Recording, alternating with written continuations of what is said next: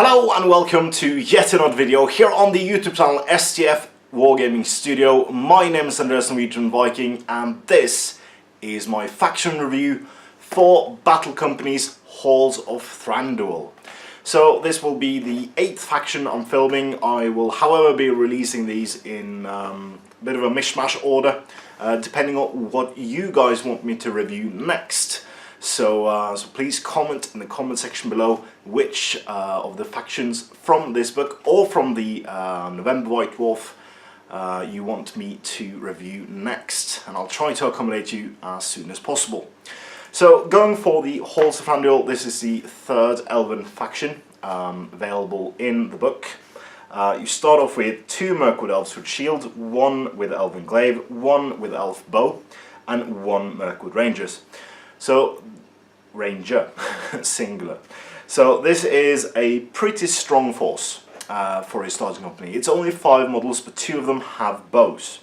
They are high fight value, high courage, which both go very well with the Battle Company rule set. Remember that the usual cap size of a warband is 15 models. And these guys have a pretty good way of running a battle company. They have access to elves with high fight, in heavy armor, with shields, and they have the Mirkwood Rangers who can snipe enemies from afar and suddenly hop out and multiple charge enemies so that they get extra attacks. So I would say that I would make my Mirkwood Ranger the leader of the warband just immediately. I would of course also give the 2 Mirkwood Elves with shield the honour for being the two sergeants of the warband. So there's a few extra things here. First of all, if you manage to recruit Palace Guard, their company will treat the company leader as a Thranduil in the Palace Guard special rule, so they don't lose out on the Bodyguard special rule as well. Not the Bodyguard special rule, the other one. So advancements. So Mirkwood Elf with shield becomes Palace Guard with shield. Mirkwood Elf with Elven Glaive becomes Palace Guard with spear, and Mirkwood Elf with Elf Bow becomes Mirkwood Rangers. So that is also the reason why I'm not promoting the Mirkwood Elf with Elf Bow to become a sergeant, because if you're lucky, within 2 games and a lucky roll of a 4+, your Mirkwood Elf is suddenly a Mirkwood Ranger, which is excellent.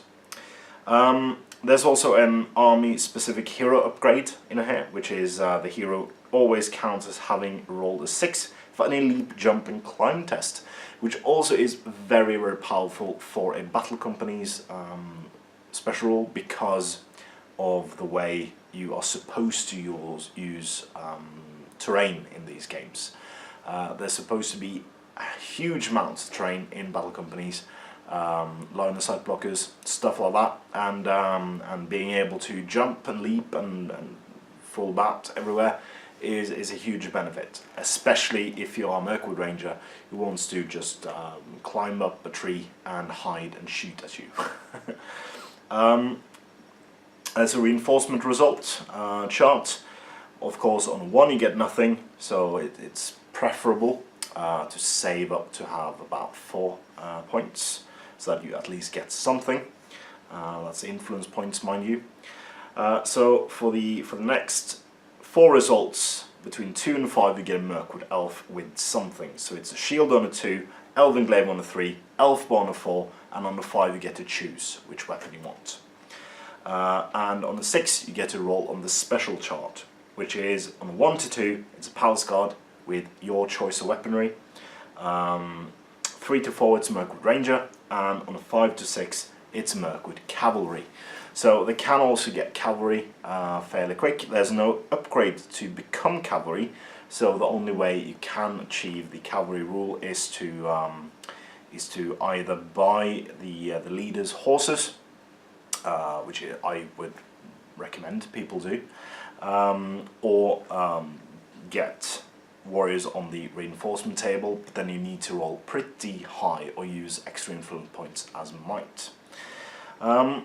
So I consider Thranduil's Halls maybe one of the more powerful of the lists, and this is because they don't have the punch of the Rivendell Knight Cavalry, but they do have elven cloaked warriors, which is pretty damn fantastic. And also they start out with a couple of bows, so there's two bows in there as well. So I think this is good for a starting company. I think they will improve well as well, especially if you are favourable in your reinforcement rolls as well as your injury rolls, which you'll probably take some of, with one of your models being only defense 3, although can be hidden quite good. So there was a recent discussion on the GBHL Facebook page about the Knife Fighters rule. It's been ruled that Thranduil do not get the Knife Fighters rule on horseback or elk back, and I would say the same thing applies to the Blade Lord special rule. But I think the same thing applies to Knife Fighters for the Mirkwood Rangers, that you cannot be mounted and get the Knife Fighter special rule. But that's how I would rule it in one of my campaigns, not necessarily how you will rule it in your campaign. So that was my review of Halls of Thranduil. Until next time, I've been Andreas Norwegian Viking. Tell me in the comments which company faction you would like me to review next. Please comment, like, share and subscribe. Consider supporting STF on Patreon using the link in the description below. And as always, support your hobby.